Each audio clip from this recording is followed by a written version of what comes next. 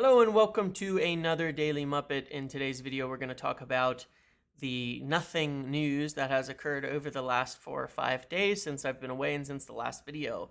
I don't think anything major has come out at all.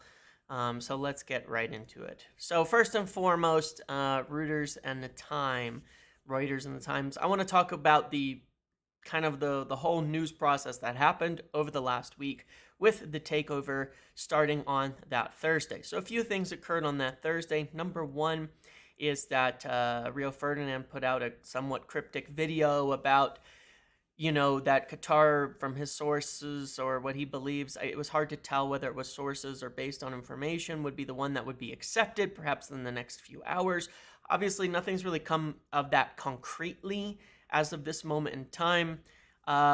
I don't think sources at the club, if that's where it would have come from, would know. And so, I don't know. There's not much reading into that one can do. And I'm just going to leave it at that because that part of it, I don't think is necessarily worth much. Now, at the same time, I want to talk about this briefly. 9-2 Foundation incorporated in England on that same Thursday. Their football thing with Sheikh Jassim, as of course on the directors was somebody else. Now, there was one journalist, Ben Jacobs, who said this happened months ago. I don't think that's true. I tweeted at the time, this is a completely unbiased view of it. I said, I don't think that was 2 months ago. I think that just happened and that it was a potential indication of the way that things were going or the way that Qatar felt things were going. And, and all of that. There was journalists like Mike Keegan and such who then said it was not really meaningful, that it was just something they were doing to prepare for the eventuality of it working out, and that, they're getting, both of the parties are getting everything in place to be ready to be done if their bid is selected. That could be true. One thing that was real interesting, I went and did some research about over the last few months. An article came out on April 15th from the Financial Times, who very well sourced on all of this, that said it was now up to both parties to prove that they could do a deal should their bid be accepted. That was before the final round of bidding. And on April, and then I went and checked these things out. On April 20th, Qatar, Sheikh Jassim, filed for Qatar an LLC for the 9-2 Foundation or for Qatar Football Club, whatever it would be. And so they filed on April 20th, 5 days after that article. I think that's relevant, but what makes it even more relevant is Ineos also created 2 holding companies without specific names. All their other holding companies in the UK have, chemicals or something like that in their names. They created 2 holding companies in the UK on April 19th and 20th, the exact same day that Qatar filed for their LLC. And that's not been brought up either. So Qatar hadn't done their UK holdings company until, though, this last Thursday. So there's 2 possibilities. One is they received some indication that their bid would likely be moving forward and they needed to get that done. Or 2, they hadn't done that part of it yet. Perhaps they felt that the LLC in Qatar would be sufficient, where Ineos having all this British holdings and stuff, they just went ahead and did it already.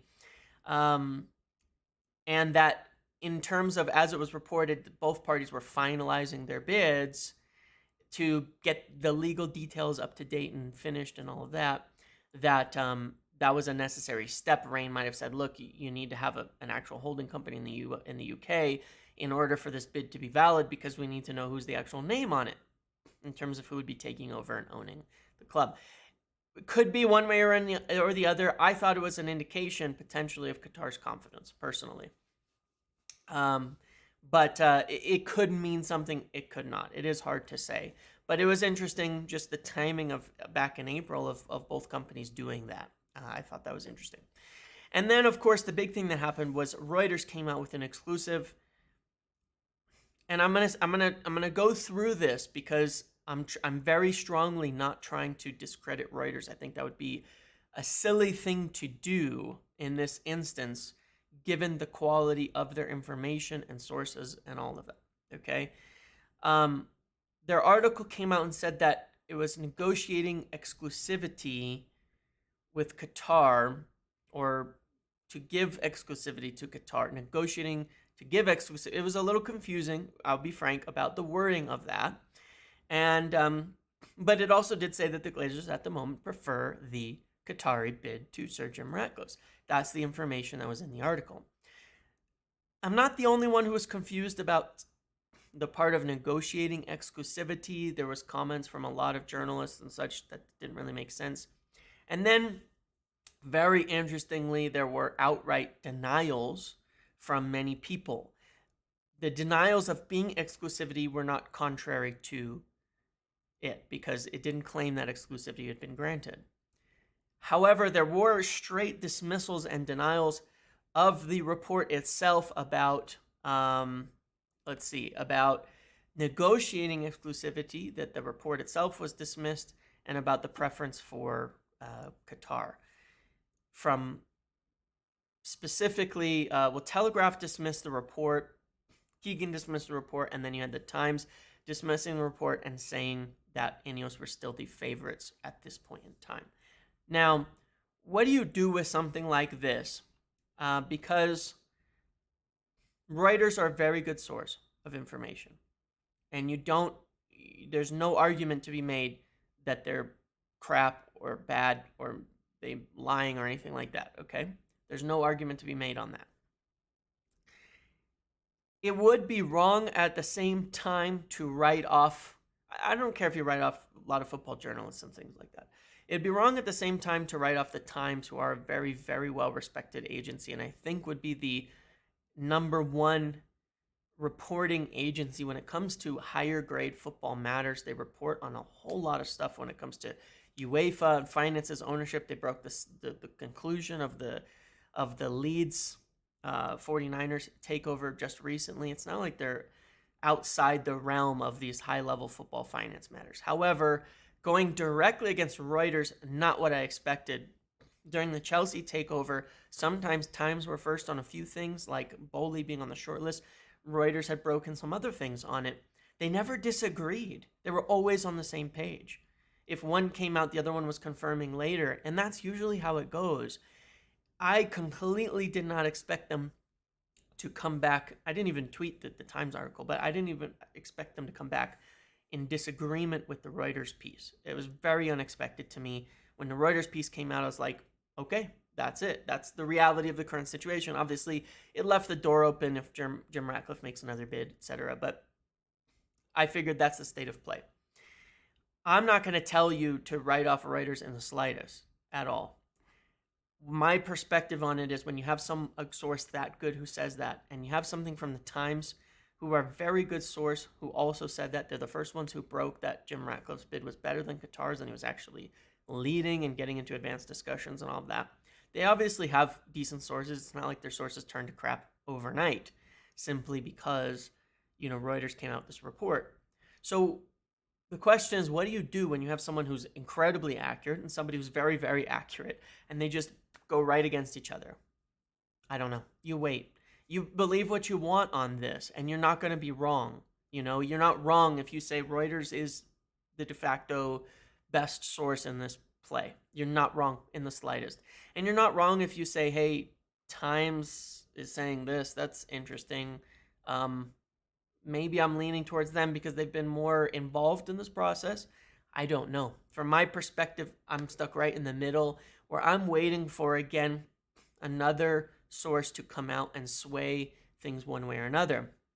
Now, of course, what's happened since then is nothing. And that's where it gets a little bit confusing. Nothing has happened. It's still held up. You have an article from Andy Mitten saying that nothing's happening, that Jim Ratcliffe went hiking, that, it's like, who knows at this point? Nothing's happened. 4 or 5 days later, nothing's announced, nothing's occurring. And one thing I want to make clear as well, if it happens to be once the market is open, it's a coincidence, not a plan. United announced their strategic alternatives on a Tuesday night after the market had closed, right before Thanksgiving. It's not about the market timings. These things don't have to happen during market hours or anything like that, okay? They don't. So if it happens, it's a coincidence. If it happens tomorrow, it's a coincidence. Anybody telling you that they knew it was done and they're waiting for Tuesday, no. If it happens, it's a coincidence. It may or may not. We don't know. But it is weird that nothing has still happened 4 or 5 days later. Both parties expected things to be done. I don't know what that means exactly. I said in my last video, I think a party has already been picked, and I kind of stand by that. And I think that's why it's taking longer and why it's so quiet. I think a party has been selected, and it's just they want to finalize everything before saying anything, because they don't want to lose the other party just in the case of something falling through. But yeah, very confusing times, very confusing, the conflicting info, because I would never tell somebody to write off Reuters and say that they don't know what they're talking about. But it's weird. I didn't expect it. It was a totally unexpected thing. Later in the afternoon when the Times piece and such came out, I was like, whatever. And I just put my phone down and enjoyed the rest of my day. And who knows? I'll wait and see what comes out next. And as of yet, nothing else has. So let's move on. De Gea and the goalkeeper situation. It is finally coming to the forefront among higher-ranking journalists, higher-tiered journalists, that Manchester United are looking for a first-choice goalkeeper. And I want to take credit on this because I think we were the only people that have been saying since September of last year that even though they were looking at a new contract for De Gea at that time on reduced terms, they still were looking at a first-choice goalkeeper with a view of them starting, and that Diogo Costa was one of the main names. Now, obviously, Onana has come up as well as a main name. Nobody else was saying that. Most people were saying the discussions over the De Gea contract meant that they did not want another keeper at that point in time.